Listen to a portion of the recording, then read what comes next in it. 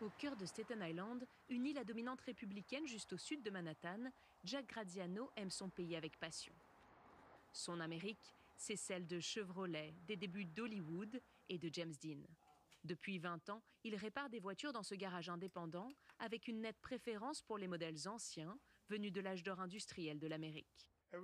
Toutes les pièces de cette voiture ont été fabriquées aux États-Unis. Tout l'aluminium fabriqué en Amérique. Ces pièces en acier, Jack Graziano les connaît du bout des doigts. Il en regrette la qualité. Le modèle américain est censé être fabriqué en acier et il y a écrit Chevrolet dessus. Mais regardez-moi ça, c'est du plastique pourri, fabriqué à Taïwan. Ces dernières années, l'inflation a mis en péril son activité. Donald Trump fait figure de sauveur. Il n'a pas de baguette magique, Trump. Pouf, je vais baisser les prix. Il faudra beaucoup de temps pour réparer les dégâts causés par l'administration précédente.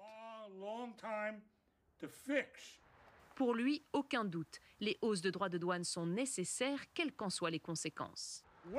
Ouvrez les yeux, ils vont créer des emplois pour les Américains. Un cri d'espoir isolé face à une inquiétude grandissante. Plus 25% de droits de douane sur les voitures importées et autant annoncé sur les pièces détachées, de la haute voltige pour l'industrie automobile, avec un effet domino sur l'économie globale. Lors du dernier salon de l'automobile de New York, aucun expert n'annonçait de retombées positives à court terme de cette guerre commerciale. Aucun de ces écrans n'est fabriqué aux États-Unis. Le prix des pièces détachées va augmenter de 25%, au minimum de 10%. Et qui va payer? Les consommateurs.